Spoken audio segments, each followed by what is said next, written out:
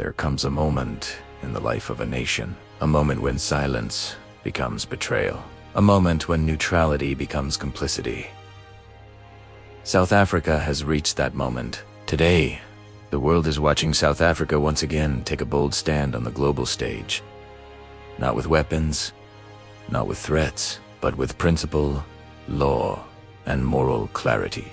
In a move that has sent shockwaves across diplomatic circles, South Africa has expelled Ariel Sidman, Israel's top diplomat, declaring him persona non grata and ordering him to leave the country within 72 hours.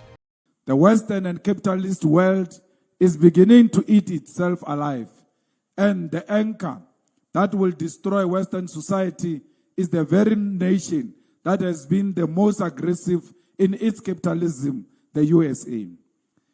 As capitalism collapses, there is a growing sense that we are returning to the age of colonialism and domination through military strength rather than cooperation and consensus. The stage we are in is what Lenin refers to as the final stage of capitalism, destiny of crisis and collapse.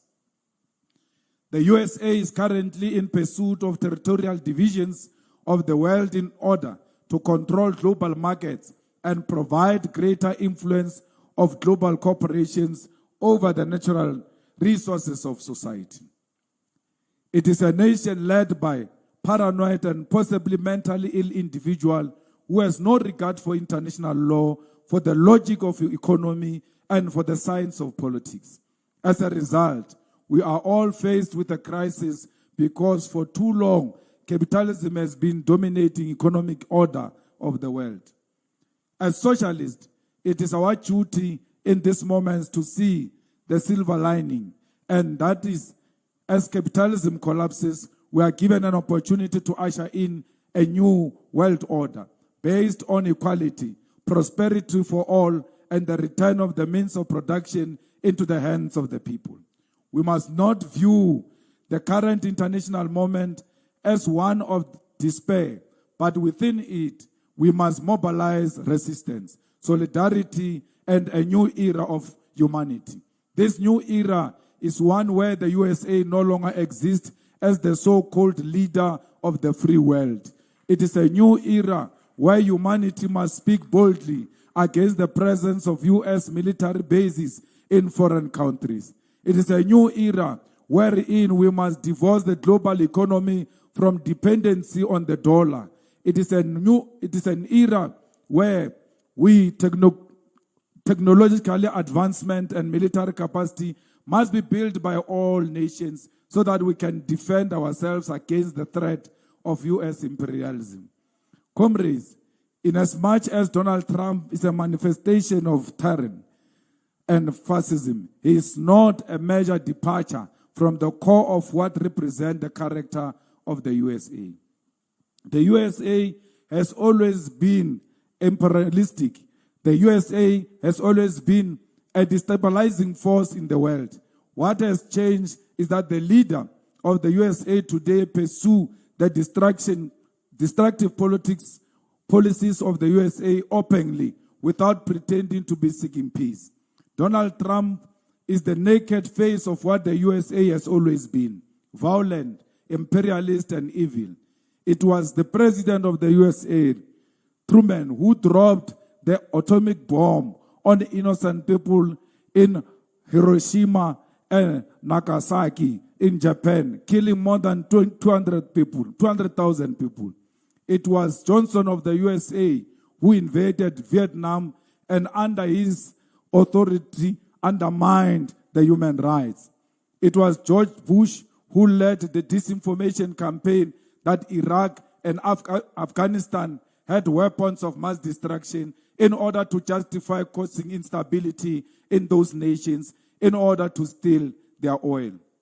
Fellow fighters, it was Barack Obama who orchestrated the death of brother leader Muammar Gaddafi. Until today, Libya has not recovered and our African brothers are sold in a slave trade in that region. I say this to highlight to you that Donald Trump is simply continuing a tradition of violence as foreign policy by the USA. When Trump invaded Venezuela and kidnaps Nicolas Maduro, he is continuing a tradition of violence as foreign policy.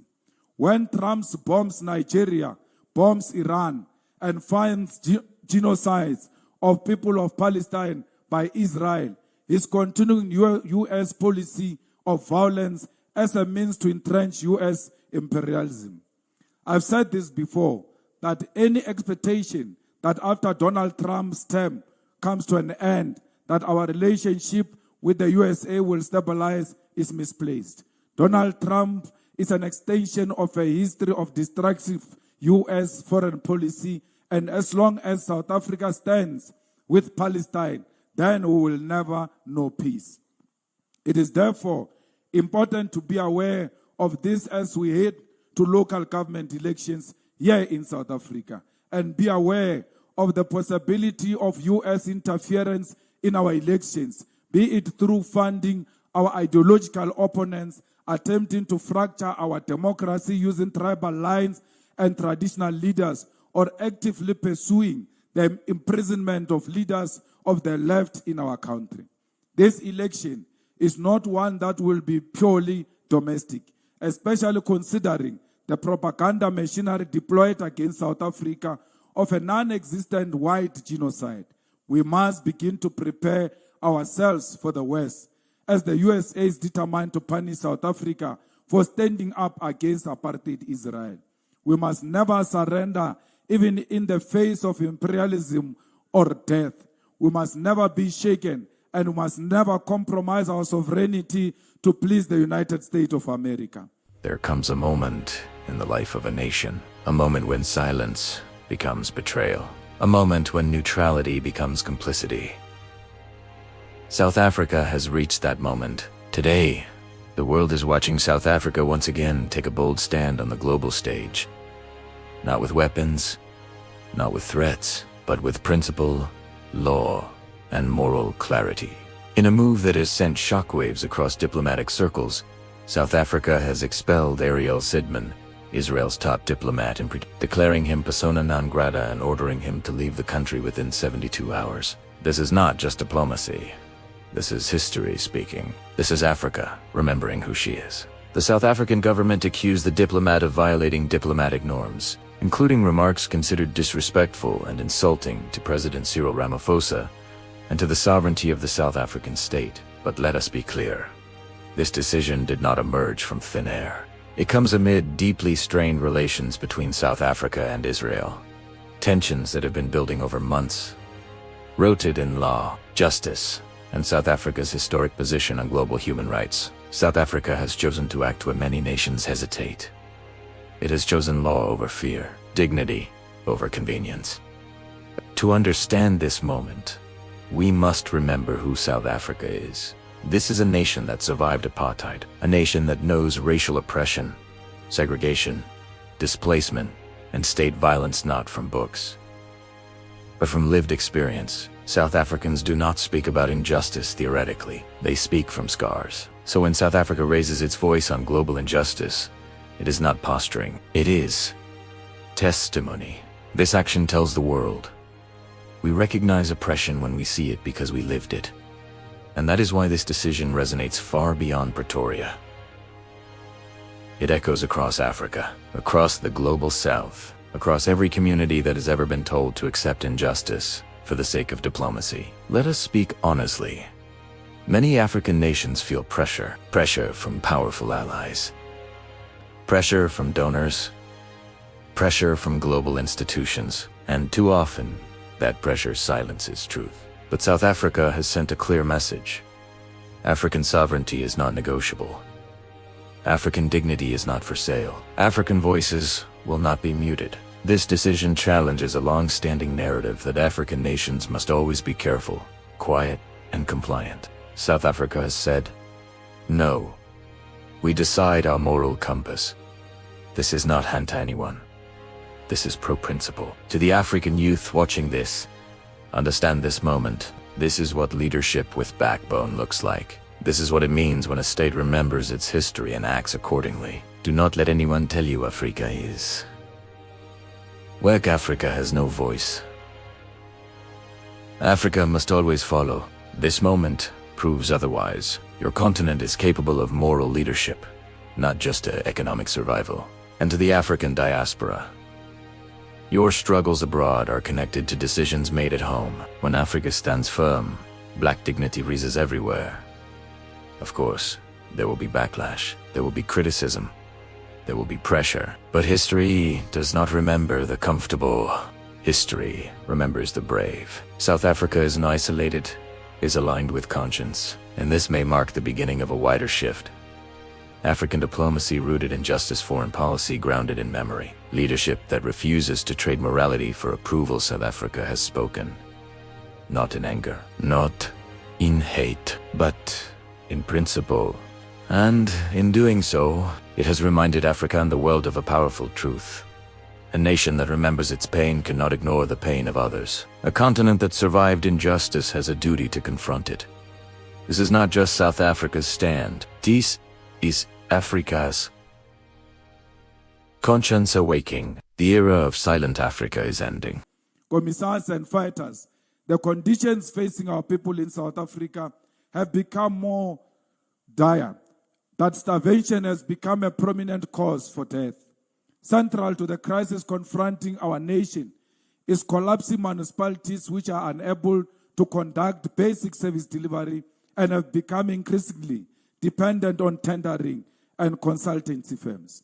Municipalities in South Africa are run by officials, and elected public representatives account to these officials more than they do to the people who elected them.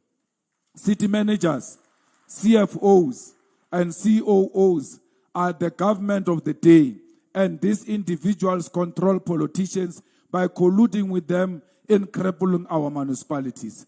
And these public representatives agree to be used by the city managers, CFOs, and CEOs to collapse and steal from the poor of the poorest.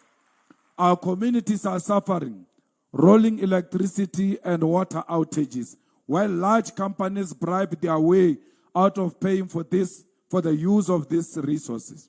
The largest consumer of water and electricity are not the people in the suburbs or the township, but the companies. Yet it is our people who bear the brunt of rising prices of their household. We need to, in this plenum, develop a strategy of taking back our municipalities from the hands of officials. Thank you, Africa, Mama Africa. Oh, yeah. You make Africa great. Thank you, Africa. Thank you, Africa.